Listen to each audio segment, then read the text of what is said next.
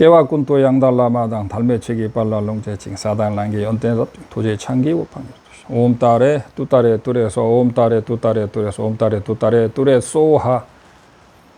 오늘은 2024년 9월 8일이네요.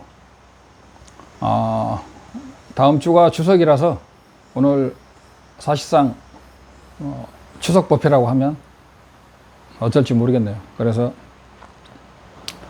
그리고 오늘 또 10만 배 회양하는 분도 있죠. 아무튼 열심히 하시기 바라고. 오늘은 뭘 하느냐?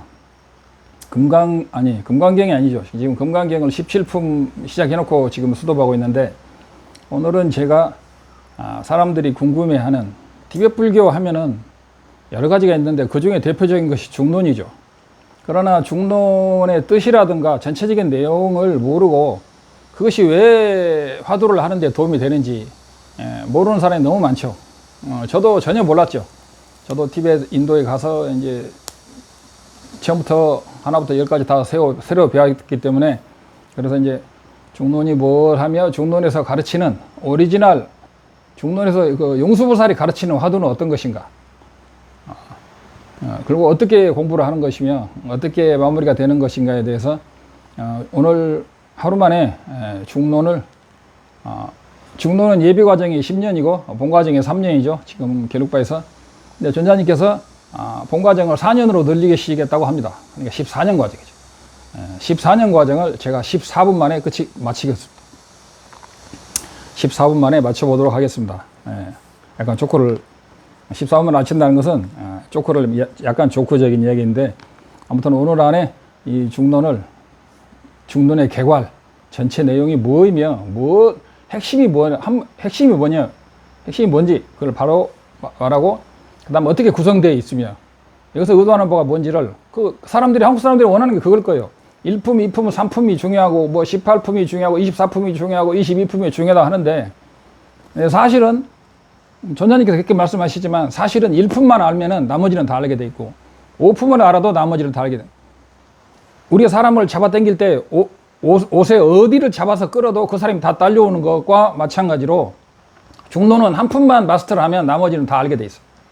그러나 그 중에서도 달라레마 존자께서 18품, 24품 이렇게 중요하다고 하시는데 굉장히 중요하죠. 그러나 결국은 다 우리는 심장이 중요하고 눈이 중요하다 하지만은, 그러나 손가락을 잡아 당겨도 그 사람 다 딸려오게 돼 있어요. 그래서 그 중론은 용수보살께서 부처님이 돌아가시고 400년 후에 티벳 한국에서는 불과 1960년대까지만 하더라도 불기 3000년 북방 불교를 썼죠.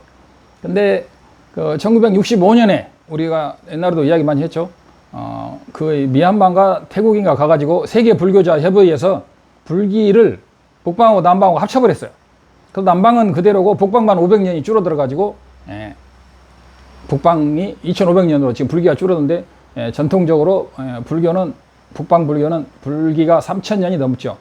주나라 무왕 24년, 주나라 무왕 24년에 경인년인가 부처님이 태어났다고 그 중국의 역사에 나와 있는데, 그렇게 따지면은 3000년이 한참 3030년 그 정도 되지 않을까 생각합니다. 근데 그것이 세계 불교자 협의회에서 500년을 깎았죠. 하고 지금은 불교가 2500년 됐다고 말하는데, 그러면은 공자나 노자보다도 더 늦게 되는 거죠. 그런데 그 이야기는 이제 논쟁으로 나고요. 저도 중론이라는 이름은 들었지만 내용은 전혀 몰랐죠. 그런데 이제 헥스로 만 17년이 넘어가 18년이 되고 있는데, 중론이라는 뭐냐? 티벳에 가면은 오부대론이 있어요. 오부대론이라는 것은 불교를 8만 대장경을 5파트로 나누면 그것을 5파트로 나눠서 완벽하게 다 공부를 하면은 그걸 오부대론이라고 그래요. 근데 오부대론이라는 건 뭐냐면, 첫째 우리가 파르친이라고 하는 현관장엄론은 미륵보살이 지으신 거죠.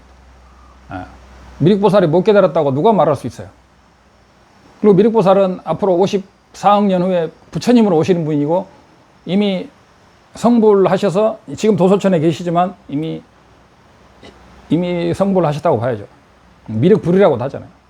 미륵불이 못 깨쳤다고 누가 말할 수 있냐고. 그 다음에 현관장엄론. 그 다음에 이제 체마라는 것은 체라는 것은 우리 영어로 Z 발음 있죠. Z라고 하나요? Z라고 하죠. 거기다가 T를 섞어가지고 체마라고 그래요. 발음이. 체마라는 것은 불교 논리학을 말하는 거예요. 불교 논리학이라는 건 뭐냐? 우리는 지금까지 깨달음을 가려면 어떻게 해야 되는가? 어떻게 하면 깨달을 수 있는가를 논리적으로 부처님의 말씀에 근거해서 수많은 용수, 무착, 세친, 불호, 마명 등등 헤아릴 수 없는 많은 보살들이, 법칭보살이라든가 이런 보살들이 그 책을 써놨어요. 그것을 체마라고 해요. 정확히 말하면 체마라고 하는데, 그래서 깨달음의 논리학이에요. 깨달으려면 반드시 이걸 알아야 된다. 티베트에서는 그렇게 말합니다. 이걸 모르고 깨달을 수는 없다고 해도 과언이 아니다. 그 다음에 이제 두화라는 건 뭐냐면 계율을 말하는 거예요. 계율은 행을 함에 있어서 부처님의 행을 배울 때 이론만, 견해만 배워가지고는 안 되니까 행을 배워야 된다. 그래서 두화. 체마는 불교 논리야. 현관장엄론은 파르친이라고 하는데 그것은 무력보살이 지으신 깨달음의 완벽한 순서와 깨달음의 순서, 깨달음의 증득의 단계를 말하는 거예요. 그 다음에 우마라는 것은 중론을 말해요. 그러면 중간을 말해요. 중론을 배워야 돼요. 그 다음에 마지막에 구사론. 티비말로 그래요. 죄라고 하는 건데, 그것은 구사론은 우주가 어떻게 구성되어 있으며 우리 인간의 마음이 어떻게 구성되어 있는가를 그 형이상학적인 걸 모두 합쳐가지고 우주와 인간의 마음의 구성 원리를 어떻게 형성되어 있는 것, 그 다음에 수행은 어떻게 하는가, 아라는 어떻게 되는가 등등에 대해서 자세히 나와 있는 게 구사론입니다.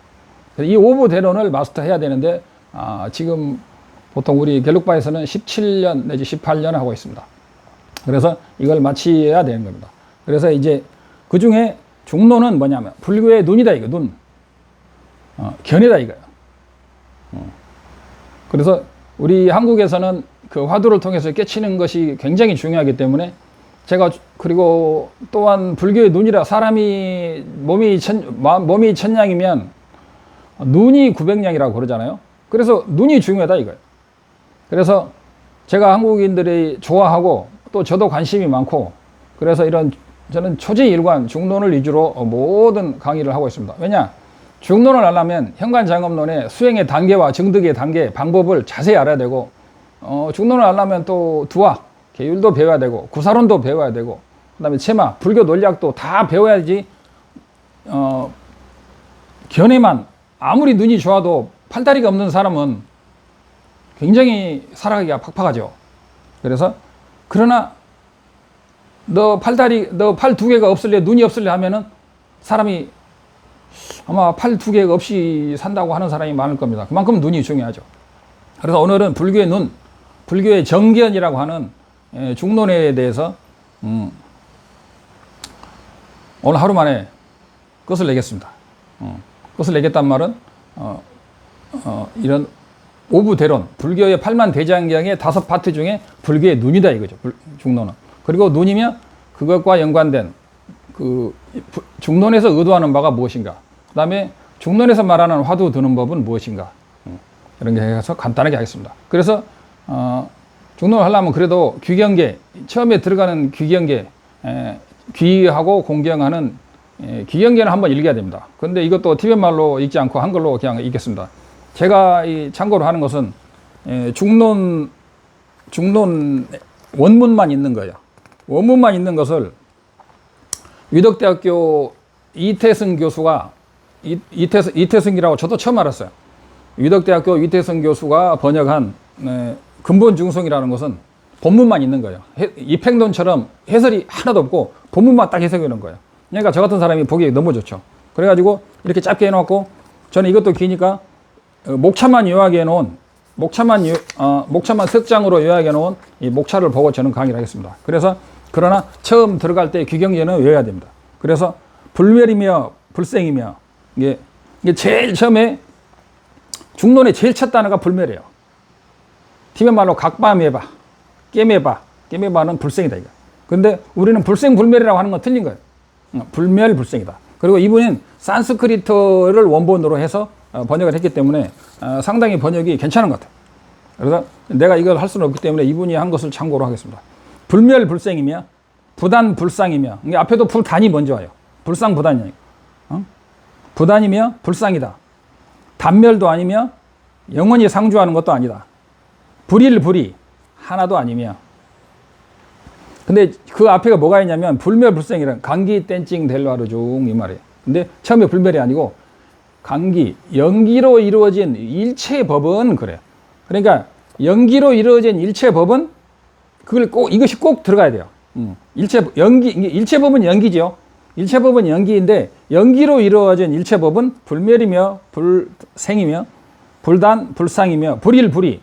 일체법은 하나도 아니다. 너와 나가 하나는 아니죠. 그러나 너와 나가 불이, 완벽한 둘 또는 완벽한 다름도 아니다. 불거불례, 시간이라는 것이 가는 것도 아니고 오는 것도 아니다 이거야. 그래서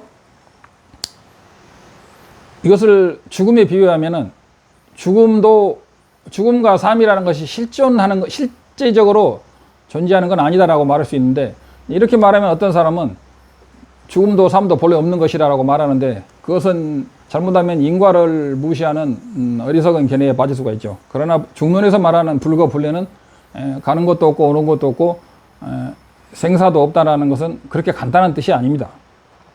그 다음에 그렇게 해서 이것이 8불 정도라고 그래요. 불멸, 불상, 부담, 불상, 불일, 불이, 불례, 불거. 이게 8불 정도예요. 그래서 그 중론 또는 깨달음, 정견을 딱 문장으로 딱 하면 이 4416, 16글자로 불교의 정견을 딱 이 6글자로 할 수가 있는 거예요. 이 16글자를 하면 불교의 팔만대장경의 그 반야경 20년 동안 부처님이 설하신 10만송이라든가 이런 걸 다 알 수가 있는 거예요. 그래서 용수보살께서 대자 대비심으로 반야경 20만송, 우리 반야신경도 거기서 나온 거잖아요. 우리는 반야신경은 그 선가에서 열심히 하는데 10만송 반야는 잘 안 읽죠. 그래서 그것을 통째로 하기 위해서 그 논사들이 그 대보리심으로 중생을 위해서 이런 논을 지으신 거예요. 이렇게 공부하고 이렇게 지어가라고. 근데 우리는 그것을 보지 않고 깨칠 수 있는 자가 과연 있느냐라고 생각을 해봐야 된다 이거죠. 그러려면 뭐하도록 그래서 희로는 일체에 떠난 상서로운 연기법을 설하신 부처님, 설법자 가운데의 최고이신 부처님께 기회합니다. 그래서 8불 중도를 하고 그 연기의 법, 최상의 연기법을 정견을 설하신 부처님께 기회합니다. 이게 귀경계예요. 그래서 이것이 총론이에요. 중론의 총론이에요. 중론의 총론. 그래서 중론은 이것만 알면 끝나는 거예요. 근데 이 강론이 27품으로 나눈 거다 이거죠. 그래서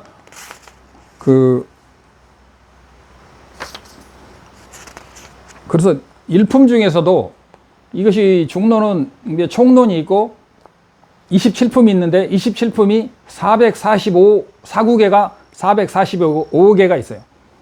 성천보살의 400논은 딱 400개가 있죠. 사구계가 400개가 있는데 중론은 445개가 있습니다. 그래서 근데 그 중에 제1개는 제가 읽고 넘어가겠습니다. 제1개, 존재하는 모든 것, 연기로 존재하는 일체 것은 어디에서나 어떤 것이나, 이 산스크리트 원본이에요. 스스로부터 생하지 않고, 잘 봐요. 쌀에서 쌀이 나오지 않는다 이거예요. 여러분 헷갈릴 거니까, 그럼 왜 쌀에서 쌀이 나오지 않냐면, 쌀에서 쌀이 나오려면 쌀에서 쌀이 나올 때는 아무것도 벼를 심어서 다른 조건 없이 쌀이 나와야 돼. 근데 온도도 맞아야 되고 습기도 맞아야 되고 바람도 불어야 되고, 그러죠? 따뜻해야 되고, 그 다음에 흙이 있어야 되잖아요. 허공에서 벽씨가 싹을 틔우기는 힘들잖아요. 이런 조건들이 맞아야 그 벽씨를 심어서 쌀이 나오잖아요. 쌀에서 쌀이 안 나온다는 거예요.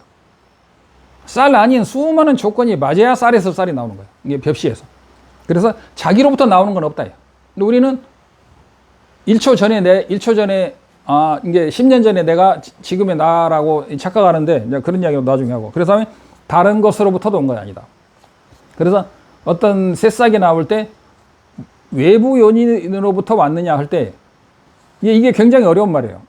강의를 안 들으면 모르는 이야기. 외부 요원이 외부적인 조건으로부터 이게 네 가지인데 이 네 가지가 없는 거야. 이 네 가지가 없는 것을 배우는데 TBS 스님들도 몇 달 걸려요. 그래서 저는 이제 뭐 3분 내지 5분 만에 끝내겠어요. 이해하든 말든 그것은 여러분들이 또 나중에 연구하고 질문하면 되는 거예요. 그래서 나로부터 스스로부터 생긴 것도 없고 외부로부터 생긴 것도 없으면 외부와 내부 두 가지로부터 생긴 것도 없고 그 다음에 무인 어떤 원인 없이 생겨나는 거 이 네 가지가 없다는 거예요. 그러면 여기서는 그냥 들으면은 그저고 그런 것 같은데 이게 설명을 들으면 굉장히 복잡해요.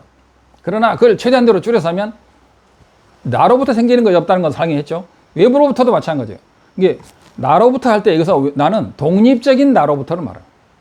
이게 쌀로부터 쌀이 독립적인 어떤 원인만 가지고 독립적인 어떤 원인으로 가는 거예요. 외부도 마찬가지야. 어떤 벽씨를 심을 때 벽씨의 외부 원인으로만 가지고 외부의 어떤 원인만 가지고 벽씨가 뭐가 싹이 나지는 않는다 이거죠. 왜냐? 벽씨 자체 내부 원인도 있어야 되네. 그죠? 이게 외부 원인, 이게 내부 원인만 가지고 또는 외부 원인만 가지고는 안 되고 둘도 안 되고 그 다음에 원인이 없는 것으로부터도 발생하지 않는다. 근데 어떻게 보면 너무 평범하고 쉬운 말 같지만 이것을 깊이 해보면 이제 TBS님들도 이제 이 네 가지만 가지고도 TBS님들은 이거보다 더 두꺼운 책을 가지고 배우고 몇 달 배우고 대론을 많이 합니다. 그래서 이것을 말하는 것은 뭐냐면 어떤 독립적인 어떤 원인에서 생기거나 독립적인 외부 원인, 독립적인 내부 원인, 독립적인 내외부의 원인 또는 어떤 인과도 없는 이런 것은 없다. 결국은 뭐냐? 상호 의존 연기를 말하는 거예요. 그러면 이제 27품이 뭐냐면 이제 총론과 제1개송은 했고 이제 445 개송 중에 1개송은 했습니다. 그러면 이제 그 중론은 총 27품으로 되어 있어요. 몇 분 됐어요? 17분. 17분이면 적당한 것 같습니다. 마치고 바로 2부로 넘어가겠습니다.